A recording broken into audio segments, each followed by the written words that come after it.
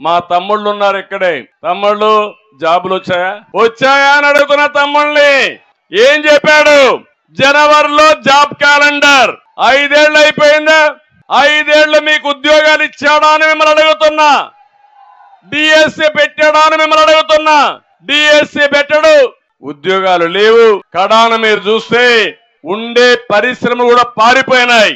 వాళ్ళకు వాటాలు అడిగాడు, ఎక్కడికక్కడ వాటాలు అడిగితే ఈ రాష్ట్రం కాకపోతే ఇంకొక రాష్ట్రం అని వాళ్ళు కూడా పారిపోయే పరిస్థితికి వచ్చారు. అంటే మొత్తం ఒకటే చెప్తున్న, జాబు రావాలంటే మళ్ళీ హామీ ఇస్తున్న తెలుగుదేశం జనసేన ప్రభుత్వం యువతకు ఉద్యోగాలు ఇచ్చే బాధ్యత మాదని మరొకసారి హామీ ఇస్తున్నా. ప్రతి ఒక్క తల్లి, ప్రతి ఒక్క తండ్రి పిల్లల్ని బాగా చూసుకుంటాం. మనం ఒక పూట తినకపోయినా ఆ పిల్లల్ని బాగా చదివిస్తే వాళ్ళు బాగుపడతారు. నాకు వయసు వచ్చినప్పుడు నా పిల్లలు చూసుకుంటారనే ఉద్దేశంతో వాళ్ళని బాగా చదివిస్తాం. అలాంటి పిల్లలు చదువుకున్న తర్వాత కూడా ఉద్యోగం రాకుండా మీరు చేసే కూలి డబ్బులతో వాళ్ళు గడపాలనుకోవడం ఎంత ఘోరమో మీరు ఒక్కసారి ఆలోచించండి.